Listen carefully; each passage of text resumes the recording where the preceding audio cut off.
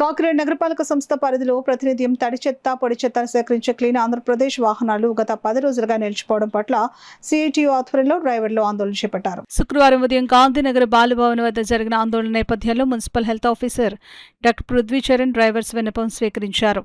ఈ సందర్భంగా సిఐటియు నగర కో కన్వీనర్ పల్లెల వీరబాబు మాట్లాడుతూ బిల్లులు చెల్లించలేదని స్వయంభూ ట్రాన్స్పోర్ట్ సంస్థ వారే గత బుధవారం వాహనాలు నిలిపివేశారని తెలిపారు.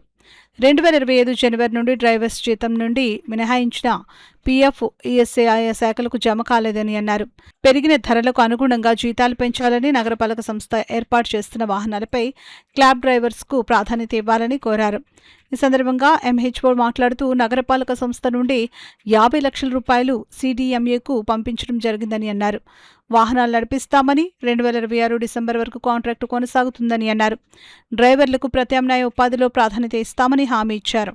ఎంహెచ్ఓ స్పందన పట్ల డ్రైవర్స్ సంతృప్తి వ్యక్తం చేశారు. ఈ కార్యక్రమంలో సిఐటియు జిల్లా కమిటీ సభ్యుడు మేడిశెట్టి వెంకటరమణతో పాటు క్లాబ్ డ్రైవర్స్ యూనియన్ నాయకులు ఎస్ సంతోష్ కుమార్, విక్టర్, ఎం కొండబాబు, టి దుర్గాప్రసాద్, అరుణ్, గంగాధర్, సూరిబాబు, ఇస్మాయిల్, రమణ, అప్పన్న, లక్ష్మణ్ తదితరులు పాల్గొన్నారు.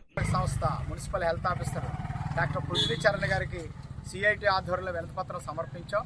స్వయంభూ ట్రాన్స్పోర్ట్ వారికి కాకినాడ నగరపాలక సంస్థ నుంచి 50 లక్షల రూపాయలు సిడిఎంఏకి పంపించినట్టు వారు తెలియజేశారు. ఈ క్లాప్ వాహనాల వ్యవస్థ 2026 డిసెంబర్ వరకు టెండర్ కొనసాగుతుందని, ఈ వాహనాల అవసరం ఉన్నదని, మరిన్ని వాహనాలు అవసరమని చెప్పడం పట్ల మేము సంతోషం వ్యక్తం చేస్తున్నాం.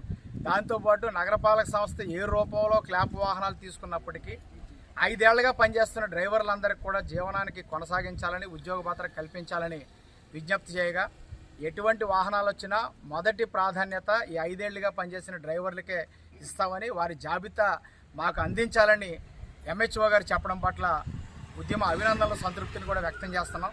నగర ప్రజలందరికీ విజ్ఞప్తి ఏంటంటే, ఈ క్లాప్ వాహనాలు వచ్చిన తర్వాత చెత్త సేకరణలో నగరానికి ఒక అవార్డులు కూడా వచ్చినాయి.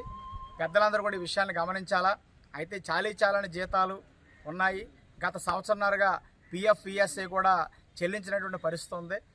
ఈ నేపథ్యంలో తమ జీవనాన్ని కాపాడుకోవడమే కాకుండా నగరం శుభ్రంగా ఉండడానికి క్లాప్ వాహన డ్రైవర్లు కృషి చేయడం అనేది అందరితో పాటు జరుగుతున్నటువంటి ఒక జీవన కర్తవ్యంగా ఉన్నది. నగర ప్రజలందరూ అర్థం చేసుకుని క్లాప్ డ్రైవర్లకి సంఘీభావం తెలియజేయాలని కోరుతున్నాం.